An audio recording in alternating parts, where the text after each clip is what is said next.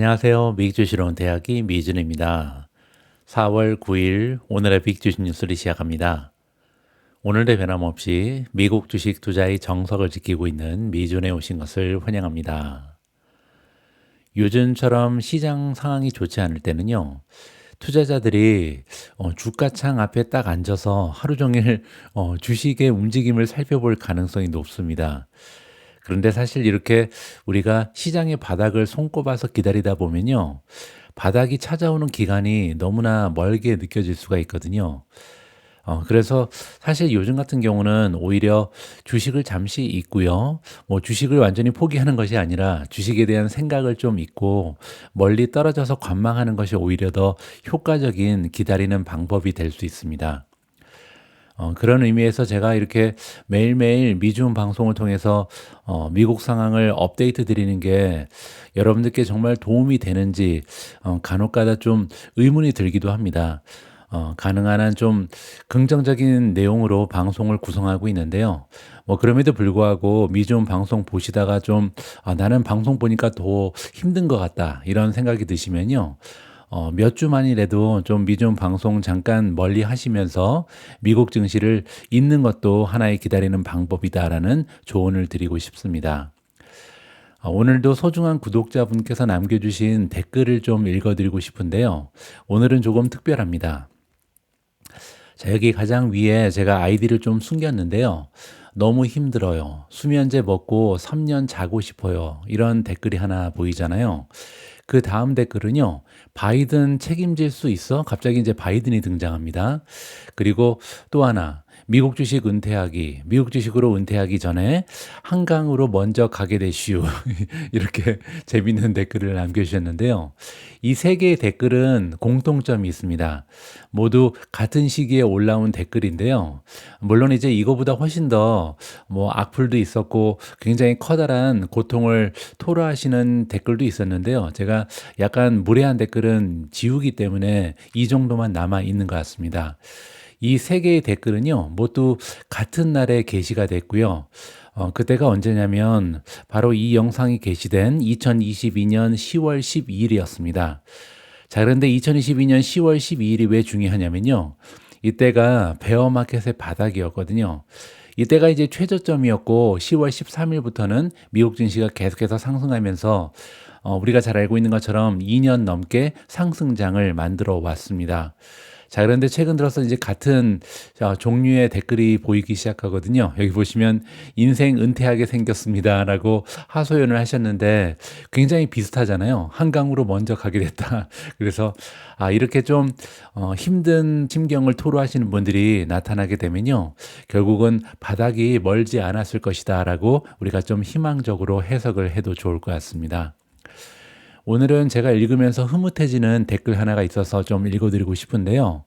마리오 마노라는 아이디를 쓰시는 분이 남겨주신 글입니다. 코로나 폭락과 다른 점은 미조님 조언대로 양도세 내가면서 현금 20%를 지켰다는 것입니다. 이전에는 폭락 초입에 물 타고 현금이 없어서 포트 리밸런싱만 하면서 관망이었습니다. 하지만 지금은 현금이 있으니 방어만 하는 것이 아니라 공격도 하니 심리적으로 좀 낫네요. 그리고 예전에 폭락기는 원금이 반토막이 날아갔었는데 그래도 지금은 원금은 지키고 미약하나마 수익권이라 이 점도 예전보다는 낫습니다. 그래도 최고 수익에서 1억 3천만 원 이상 날아가기도 했으니 아프긴 합니다. 징징댄다고 오르는 것도 아니니 포트 점검, 운동, 독서, 여행, 가족과의 시간에 좀 더 중점을 두면서 몇 년 뒤에 이 시기를 기회의 시간으로 재평가하길 바랍니다. 너무나 소중한 댓글 남겨주신 마리오 마누님, 제 마음을 대변해 주셨습니다. 공유해 주셔서 정말 감사합니다. 자, 이렇게 여러분들 건강한 마인드를 간직하시면서 시간을 보내시다 보면요. 결국은 이번 하락장도 마무리가 될 것 같습니다. 자, 그러면 4월 9일 준비된 오늘의 미국 주식 뉴스 바로 시작합니다.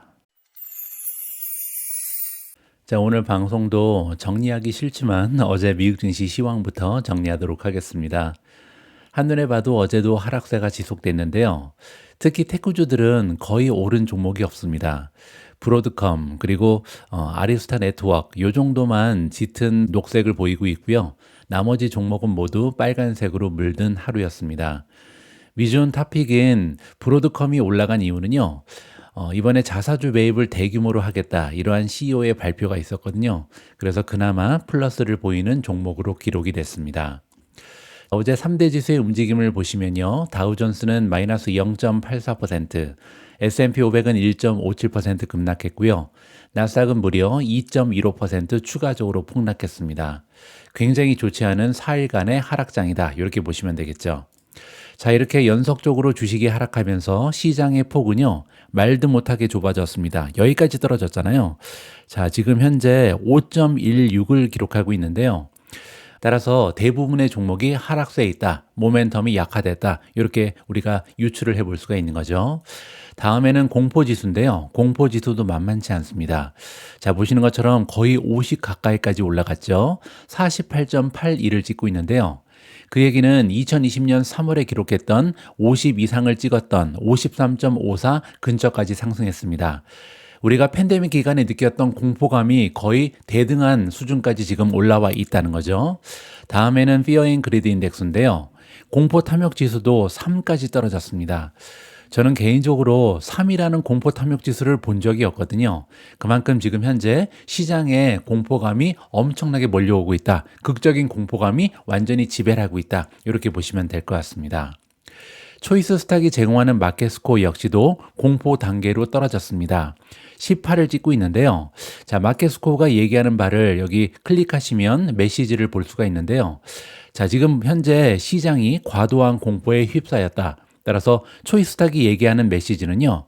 저평가된 우량 자산을 적극적으로 매수할 기회다. 다시 오지 못할 저가 매수 기회가 찾아왔다. 이런 식으로 역설적으로 해석이 가능할 것 같습니다. 다음에는 미준 토픽의 성적입니다. 어제는 세 종목을 제외하고 나머지는 모두 하락했는데요. 브로드컴이 1.23% 올라가면서 가장 좋았고요. 비트코인이 1.21% 소폭으로 상승하면서 77,190에 가 있습니다. 다음으로 이노데이터 역시 0.82% 플러스로 마감을 보였습니다. 나머지 종목은 모두 빨간색으로 마감이 됐는데요.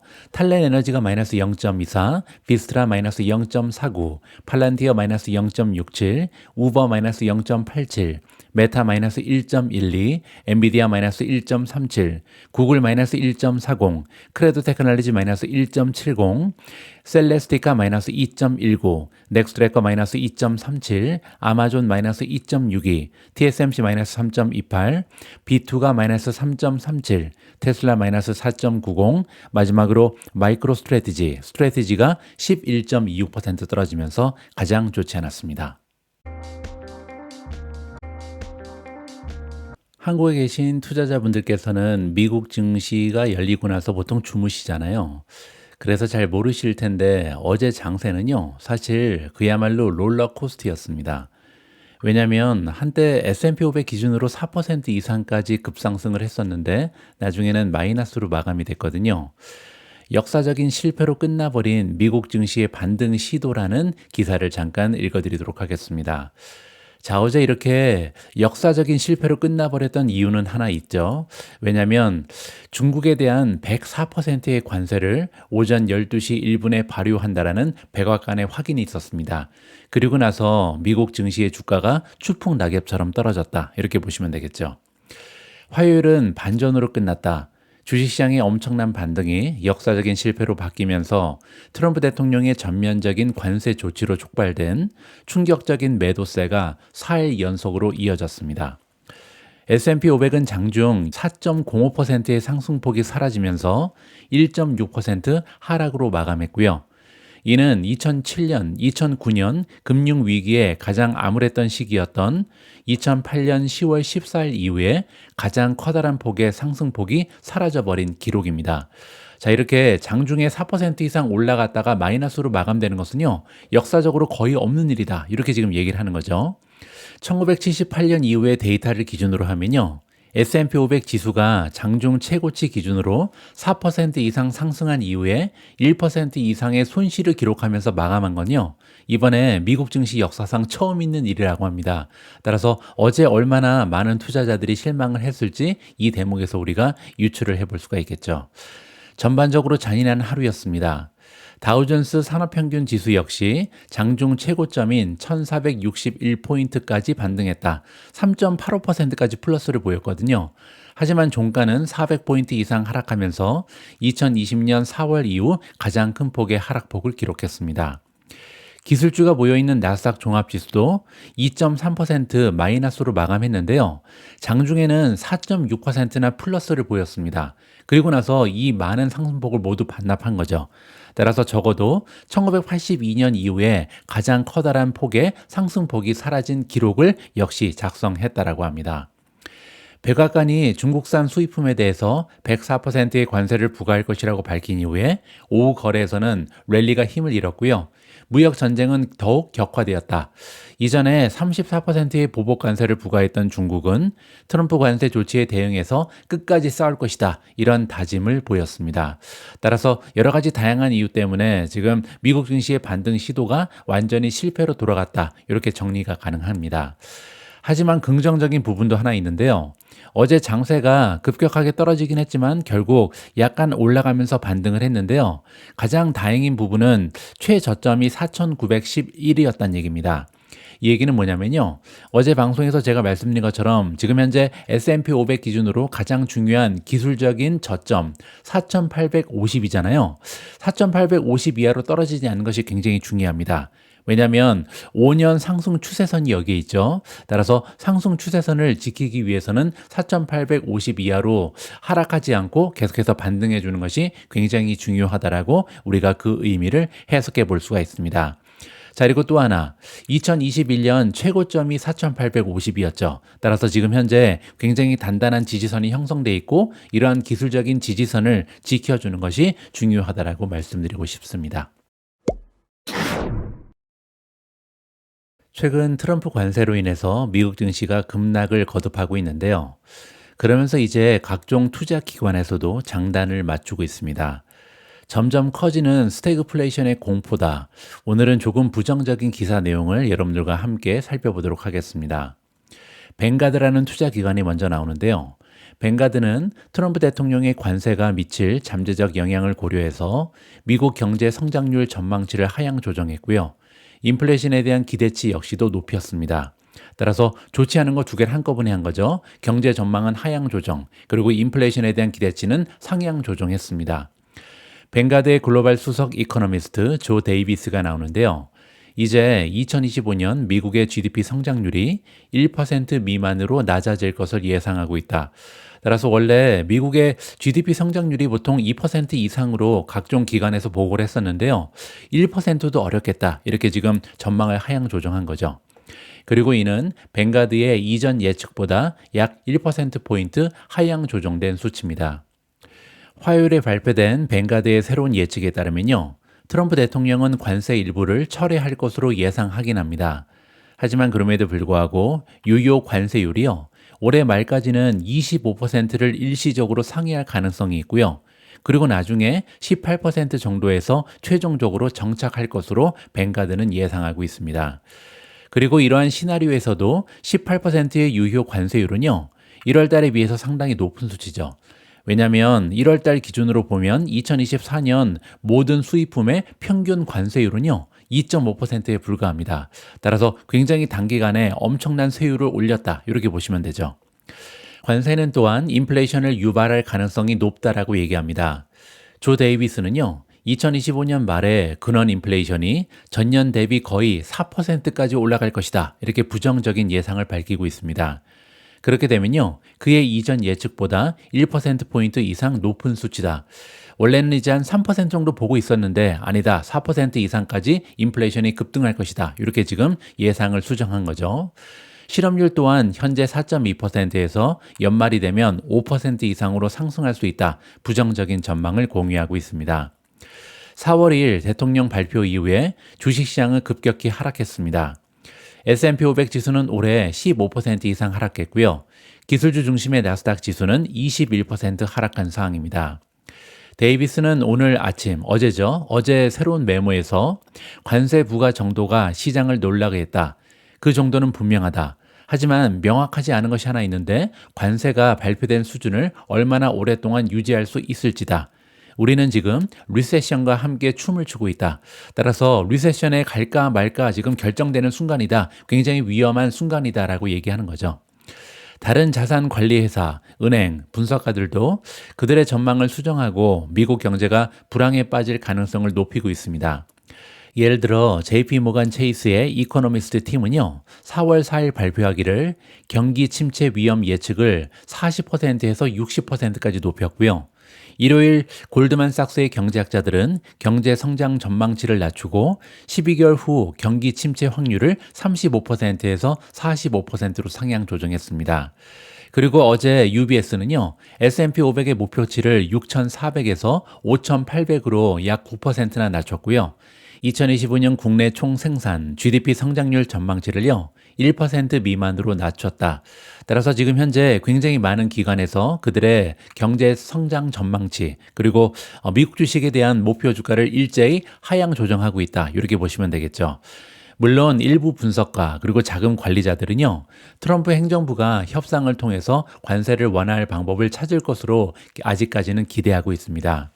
센트럴 파이낸셜 그룹의 최고 투자 책임자 진 골드만은요, 경제가 약화되고 있지만 일부 사람들이 생각하는 것만큼 나쁘지는 않다라고 주장합니다. 골드만에 따르면 소비자 지출이 아직 여전히 강하고요. 실업률은 낮고 가장 최근에 고용 보고서가 긍정적이었다. 따라서 하드 데이터는 아직 살아있다. 이렇게 얘기하는 거죠. 따라서 경제에 여전히 약간의 화력이 남아있기 때문에 완전히 절망적인 상황은 아니다. 이렇게 지금 긍정적인 이야기를 해주고 있습니다. 하지만 벵가드 데이비스는요, 경기 침체에 대한 확신을 갖지는 않았지만 잠재적으로 정체될 수 있는 경제 활동과 물가 상승의 조합이 스태그플레이션의 가능성을 높이고 있다. 스태그플레이션은 다시 한번 말씀드리지만 스태그네이션 더하기 인플레이션의 약자거든요. 스태그네이션이라는 것은 경기가 침체되는 거고요. 인플레이션은 물가가 올라가는 거죠. 따라서 지금 트럼프 관세는 이 두 가지 모두를 촉발할 가능성이 높다. 따라서 스태그플레이션에 대한 가능성을 굉장히 높이고 있다. 부정적으로 해석이 가능합니다. 벵가드에서 일하고 있는 채권 부분 글로벌 책임자 사라 디버룩스 역시도요, 연방준비제도 이사회가 스태그플레이션 환경에서 어려움을 겪을 것이라는 점을 지적하면서 투자자들에게 미칠 영향 중 일부를 강조하고 있습니다. 관세는 양날의 검과 같다. 단기적으로 인플레이션을 유발하고 성장을 저해하면서 노동시장을 위협할 것으로 예상된다. 자, 그런데 연준은요, 이중 임무의 균형을 맞추기 위해서 더 높은 인플레이션에 직면할 위험으로 인해서 선제적으로 금리를 인하하는 것에 신중할 것이다. 따라서 지금 많은 투자자들은요, 경기가 둔화되면 연준 풋이 들어올 것이다. 이렇게 기대하고 있는데요. 연준 풋이 생각보다는 어렵다는 거죠. 왜냐하면 관세는 또한 인플레이션을 유발할 가능성이 높기 때문에 인플레이션에 대한 걱정 때문에 연준이 쉽사리 시장에 자금을 푼다든지 아니면 금리를 인하한다든지 이러한 액션을 취하기가 굉장히 어렵다라고 해석이 가능합니다. 바로 앞에서는 여러 투자 기관에서 우리한테 알려주고 있는 부정적인 전망을 함께 읽어봤는데요. 미래는 정해지지 않았습니다. 따라서 앞으로 발표되는 여러 가지 경제 지표라든지 트럼프 정부의 행정 정책이 변화하면서 미국 증시의 미래는 그때 가서 결정될 것이다. 이렇게 보시면 됩니다. 따라서 우리 투자자 입장에서는요, 한치 앞을 알 수 없는 거죠. 할 수 있는 것은 대응밖에 없다. 이렇게 보시면 됩니다. 자, 지금 현재 투자자가 취할 수 있는 6가지의 대응책이라는 아주 건전한 기사 하나가 있어서요, 여러분들께 좀 공유를 해볼까 합니다. 지난 수요일 트럼프 대통령이 글로벌 관세 부과를 발표한 이후 주식시장의 움직임은 불안정했다 해도 과언이 아닐 것이다. 불안정한 정도가 아니었죠. 최악의 상황이었습니다. 화요일 마감 시점 기준으로 S&P 500 지수는 발표 이후 12% 이상의 가치를 잃었습니다. 이러한 환경에서 투자자들이 해답을 찾는 것은 정상적인 일이다. 그러나 상호 관세 장점의 유무, 글로벌 무역 정책의 변화, 트럼프의 다음 행보 등 우리가 통제할 수 없는 것들에 집착하는 대신 한 걸음 물러서서 우리가 통제할 수 있는 것을 이해하는 것이 더 좋다. 자, 따라서 지금 대부분의 그 시장을 둘러싼 상황은요, 우리 투자자 입장에서는 아무것도 할 수가 없습니다. 물론 그 부분이 가장 어렵죠. 따라서 투자자 입장에서는요, 우리가 통제할 수 없는 것에 너무 많은 신경을 쓸 필요가 없다는 겁니다. 제가 방송 앞부분에서 말씀드린 것처럼 요즘 같은 장세는요, 오히려 주식시장을 잠시 떠나 있는 것도 한 가지의 방법이 될 수 있다는 거죠. 왜냐하면 할 수 있는 것이 아무것도 없기 때문입니다. 하지만 이 기사에서는 우리 투자자가 할 수 있는 6가지의 대응책을 알려주고 있습니다. 변동성이 큰 시기에 고객에게 전달하는 가장 좋은 전략 중 하나는 가만히 앉아 아무것도 하지 않는 것이다. 따라서 지금 시점에서 만약에 우리가 뭐 현금도 다 소진했다. 그러면요, 아무것도 하지 않는 것도 하나의 커다란 방법이 될 수 있다. 오히려 가장 좋은 방법이 될 수 있다는 거죠. 그러나 출혈을 멈추기 위해서 무언가를 하고 싶은 것이 인간의 본성이다. 맞습니다.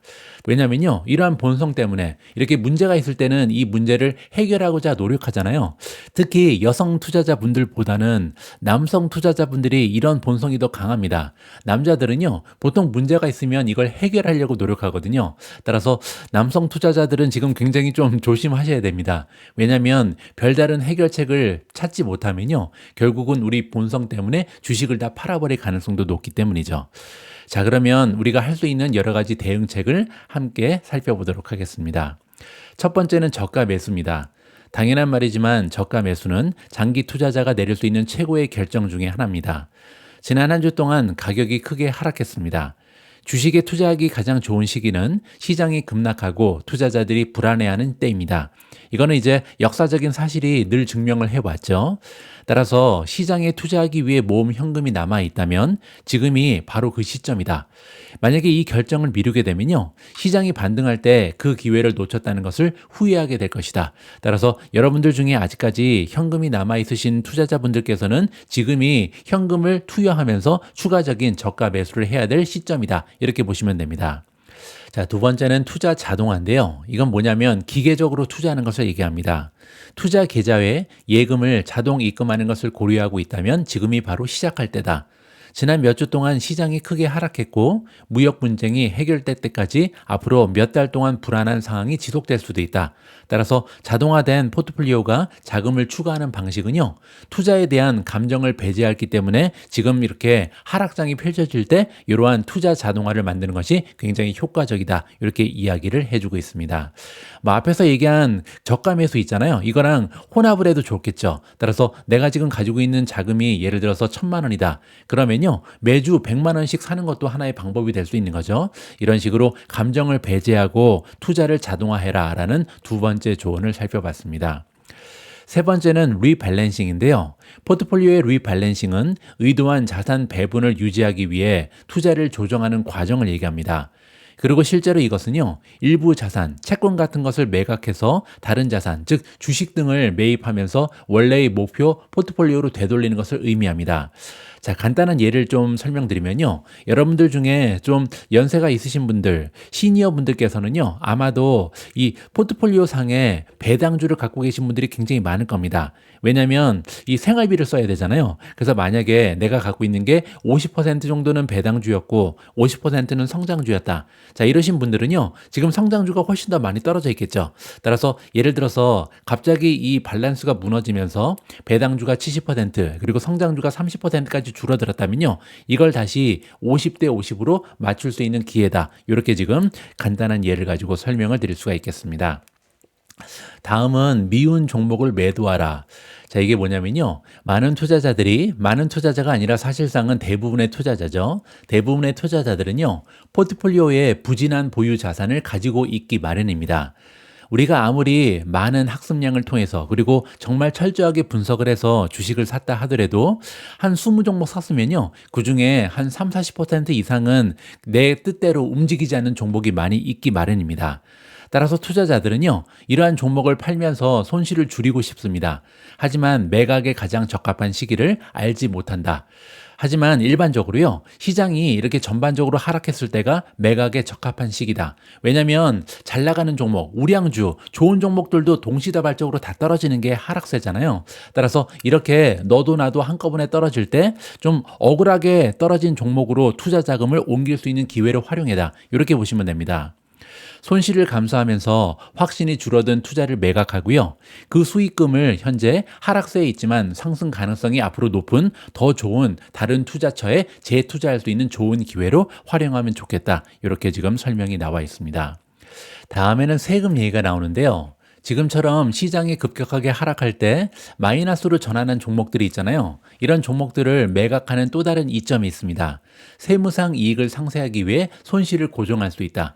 이 얘기는 뭐냐면요. 만약에 지금 떨어진 종목을 좀 매도하고 나면 나중에 올해 예를 들어서 하반기에 가서 미국 증시가 급등할 때 이 익절하는 종목이 있을 거 아니에요. 익절하는 종목하고 지금 판 마이너스 종목하고 이제 적절히 배합이 되면 세금을 상당 부분 줄일 수 있다. 이렇게 보시면 되겠죠. 불과 몇 달 전만 해도 사실 미주원 댓글창을 보면요. 미주원님은 이 양도소득세 어떻게 하세요? 양도소득세가 너무나 커서 파는 게 굉장히 좀 부담스러워요. 이런 댓글이 굉장히 많았습니다. 그때가 참 좋은 시절이었죠. 그래서 제가 다시 한번 말씀드리지만 저는 세금을 신경 쓰지 않습니다. 왜냐하면 주식 투자로 수익을 낸다는 자체에 우리가 감사를 해야지 이 수익이 너무 많아서 세금 내는 게 너무 아깝다. 이건 어떻게 보면요. 굉장히 좀 오만한 태도가 아닌가 개인적으로 저는 생각하고 있습니다. 자, 어쨌든 이렇게 하락장이 왔을 때 손실을 본 투자를 조금 매각하면 나중에 세금의 혜택을 받을 수 있다. 이렇게 보시면 되겠죠. 자, 마지막으로 증여세를 할인할 수 있는 기회라고 나와 있는데요. 순자산이 높은 가족의 경우에는요, 하락장은 훌륭한 선물이 될 수 있습니다. 왜냐하면 이러한 투자자 입장에서는요, 자산 가치가 지금 굉장히 많이 떨어져 있잖아요. 뭐 웬만한 종목은 30%, 40%막 떨어져 있기 때문에 이때 이러한 주식을 자녀한테 양도한다면 증여세의 면제 한도를 더 적게 사용할 수 있다. 따라서 유산에서 더 많은 부를 이전할 수 있기 때문에 매우 유용하다. 이렇게 지금 나와 있습니다. 참고하시면 좋을 것 같고요. 저 역시 미주원의 한마디를 통해서 개인적인 의견을 추가적으로 덧붙이고 싶습니다. 제가 생각할 때요, 손절할 때까지는 손실이 아니고 익절할 때까지는 수익이 아니다라는 사고를 하시는 분들이 있는데 저는 굉장히 비합리적인 사고라고 생각합니다. 그리고 이러한 비합리적인 사고를 버려야만 우리가 주식 투자로 자산을 늘려갈 수 있다. 이렇게 믿고 있습니다. 왜냐면요, 어제 증시가 마감되는 시점에서 우리는 이미 우리의 과거 수익률이 확정된 것이다. 이렇게 봐야 되거든요. 매도를 하지 않았다고 어제의 투자 결과가 달라지는 것이 아닙니다. 어제까지 마이너스 20%였으면 이 20% 떨어진 것은 확정이 되는 거고요. 오늘 새롭게 시작한다. 이렇게 보는 것이 맞죠. 손절이나 익절이 없이 똑같은 포트폴리오를 유지한다는 것은요, 오늘 새로운 시장이 열릴 때 어제와 같은 종목들로 오늘 시장에서 다시 한번 상승에 베팅한다는 것이다. 이런 사실을 우리가 기억해야 됩니다. 자, 이게 무슨 얘기냐면요. 우리가 A라는 주식을 매수해서 1,000만 원을 매수했는데요. 이게 50% 떨어져서 500만 원까지 줄었어요. 자, 그런데 내가 이 500만 원을 팔지 않았기 때문에 나는 손실이 없다. 이렇게 계산하시는 분들이 계신데 그러면 안 된다는 거죠. 왜냐하면 이 500만 원을 팔아서요. 우리가 다른 주식을 살 수 있는 기회를 갖고 있기 때문입니다. 따라서 만약에 50% 떨어진 종목을 그대로 갖고 있으면요. 다른 종목에 투자할 수 있는 기회를 우리가 포기하는 거죠. 따라서 다른 종목보다 이 종목이 더 좋다는 확신이 있어야 50% 떨어진 종목을 지키는 것이다. 이렇게 우리가 계산을 하면 좋을 것 같습니다. 모든 투자자들에게는요, 클릭 몇 번으로 베팅하는 투자 종목을 바꿀 수 있는 기회가 매일 주어집니다. 매일이 아니죠. 거의 매 순간 주어지잖아요. 그런데 우리가 같은 종목을 계속 들고 있다는 얘기는 이 종목이 최고이기 때문인 거죠. 따라서 우리에게 주어진 기회를 활용하지 않는다는 것은 그런 기회가 필요가 없다라는 확신이 있어야 됩니다.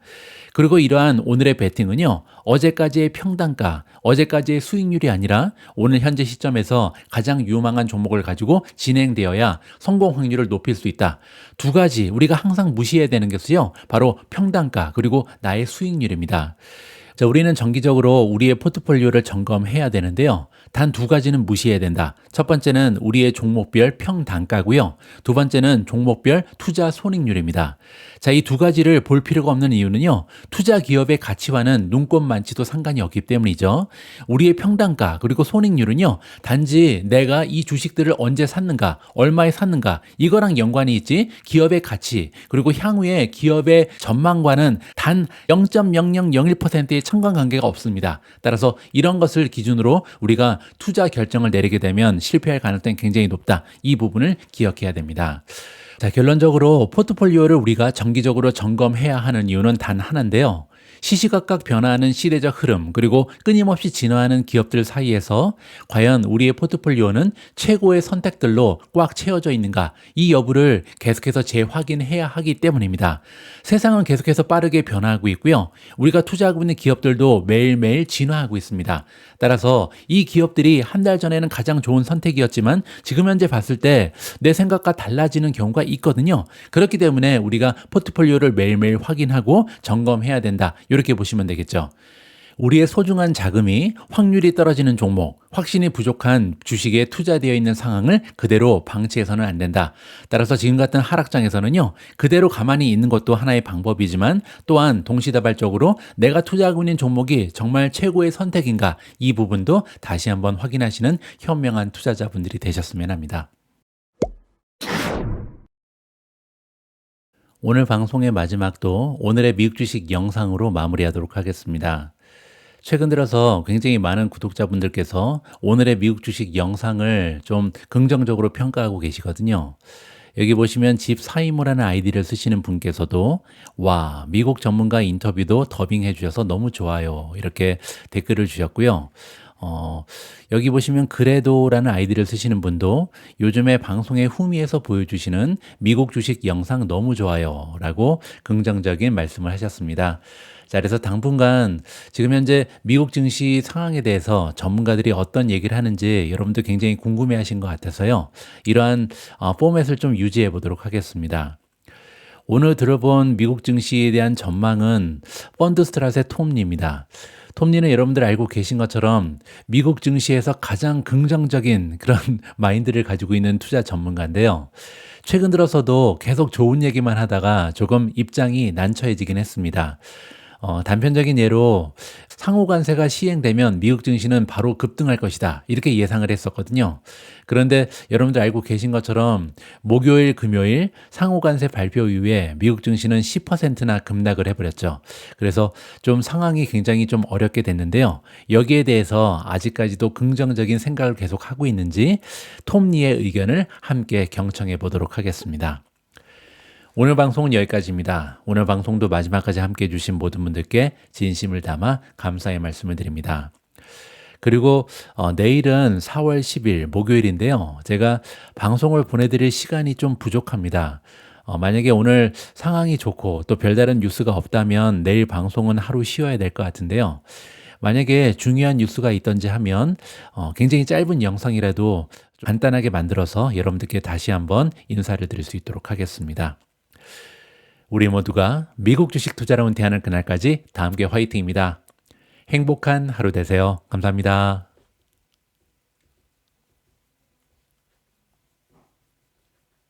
펀드스트레스의 리서치 책임자 톰리는 투자자들에게 보낸 새로운 메모에서 관세 해방의 날의 조건이 예상보다 훨씬 나빴기 때문에 사과드리고 싶다고 말했습니다. 톰리는 지금 우리와 함께합니다. 하지만 방향성과 지속 시간을 같은 방식으로 다루려고 하면 항상 어떻게 해야 할지 모르겠어. 그걸 어떻게 하려는 거야? 라는 반응이 나와요. 이번 경우에도 이렇게 높은 관세가 산출될 거라는 공식 자체를 예측하지 못했던 것 같아요. 어느 정도는 예기치 못한 상황에 당한 셈이죠. 그럼에도 불구하고 어제 기준으로 트럼프 푸트의 징후가 보이기 시작했다고 생각하시나요? 예를 들어 나스닥이 상승 마감한 것이 그 신호일 수도 있겠죠. 네, 맞습니다. 두 거래일 동안 거의 13%포인트나 하락했기 때문에 시장은 하방 압력을 받고 있습니다. 주식 시장과 경제는 관세 부과로 인해 심장마비를 일으킨 것과 마찬가지입니다. 저는 반등이 진행 중이라고 생각합니다. 기술 전략 책임자인 마크 뉴턴은 이를 기술적 상승으로 보고 있습니다. 돈 500 정도의 수준까지 회복할 수 있다고 생각합니다. 문제는 근본적인 명확성이 부족하다는 거죠. 그러니까 지금 상황이 이제는 괜찮다고 할 수 있는 수준은 아니라는 겁니다. 그래서 다시 최고치까지 간다고 확신하기는 어려운 상황이에요. 단기적으로는 시장이 일정 범위 내에 갇힌 흐름을 보이고 있는 것으로 판단됩니다. 다만 최근의 조정은 다소 과도한 반응이었다는 평가도 나오고 있습니다. 대통령이 협상 기조로 전환하는 모습을 보였고 그 의지를 대중에게 전달하려는 시도 역시 있었기 때문입니다. 시장에서는 이른바 트럼프 푸스이 조용히 부활하고 있다는 해석도 제기됩니다. 정부가 시장의 급격한 불안을 장기화하는 것을 원치 않는다는 점이 그 배경으로 작용하고 있는 것으로 보입니다. 보통은 기술적 분석에 기반해서 시장을 바라보신다고 자주 말씀하시잖아요. 그래서 대부분의 경우에는 펀더멘털이나 특히 정책 변화 같은 것들을 예측하려 하진 않으시는데 이번에는 예상치 못한 일이 벌어졌죠. 본인의 시각에서는 전혀 예상하지 못했던 수준의 고율 관세가 발표되면서 그러니까 완전히 허를 찔린 상황이 된 것 같습니다. 지금 이 협상 국면에 접어들었다고 판단하시는 근거는 무엇일까요? 하지만 상황은 유동적이며 내일이면 다시 협상이 중단될 수도 있는 만큼 또다시 예기치 못한 전개가 나타날 가능성도 배제할 수 없습니다. 그렇게 된다면 설정하신 5,500포인트 목표에도 영향을 줄 수 있지 않을까요? 예, 맞습니다. 저희는 수요일 이후 주말까지 많은 투자자들과 대화를 나눴는데요. 그 과정에서 한 가지 분명해진 점이 있습니다. 투자자들은 이번 관세 수준이 단순히 계산 방식이 너무 복잡하고 이해하기 어려웠다는 점을 넘어 자본주의의 기본적인 신뢰 구조 자체를 흔드는 조치였다고 느끼고 있다는 겁니다. 일종의 자본주의적 약속이 깨졌다는 인식이 시장에 퍼지고 있습니다. 비즈니스에는 안정적이고 예측 가능한 규제가 필요하다는 생각은 누구나 알고 있습니다.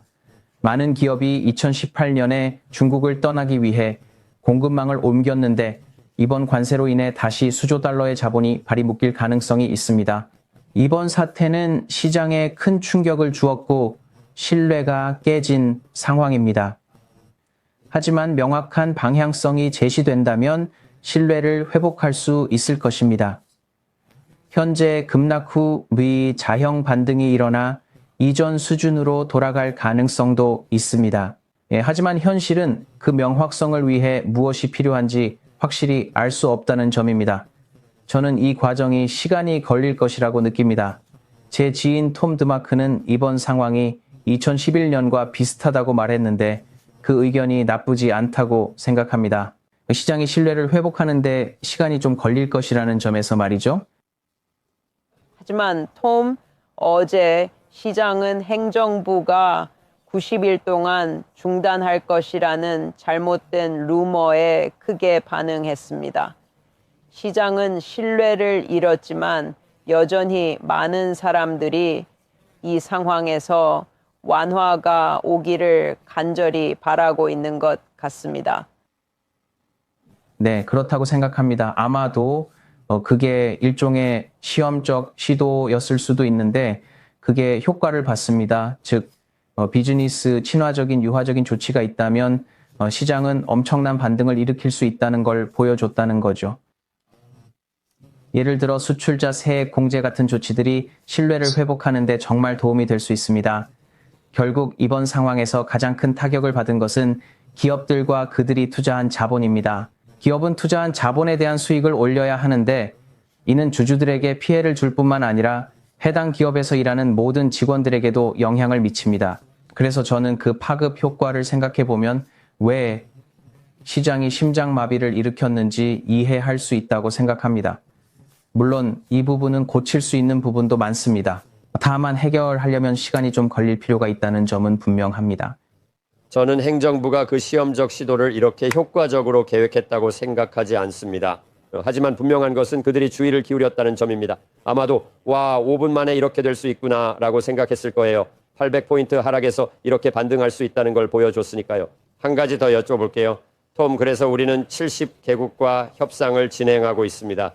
그리고 마지막으로 스콧 더스틴이 말한 것처럼 만약 중국이 정말로 무역 전쟁을 시작한다면 양쪽에서 들려오는 언어를 보면 실제로 전쟁으로 치닫는 것처럼 들릴 수도 있습니다. 만약 우리가 많은 곳과 협상하고 있고 중국과의 상황이 점점 악화된다면 트럼프 풋이 그 상황을 반영하는 것이라면 그게 트럼프 풋에 대한 톰의 계산을 바꾸게 될까요? 7개국은 무역 적자의 약 70%를 차지합니다. 중국을 제외한 다른 국가들, 예를 들어 EU, 일본, 한국, 베트남, 캐나다, 멕시코와는 양측이 받아들일 수 있는 방향으로 가고 있는 것 같습니다. 사실 이는 미국에게 더 유리한 상황을 만들어 줄 수 있습니다. 저는 우리가 중국과 이 문제를 완전히 해결하지 못할 가능성도 있다고 생각합니다. 그래서 아마 공급망을 재구성하거나 중국을 고립시키려는 시도가 있을 것 같습니다. 시장은 그것이 실제로 이루어진다면 받아들일 수 있을 것이라고 생각합니다.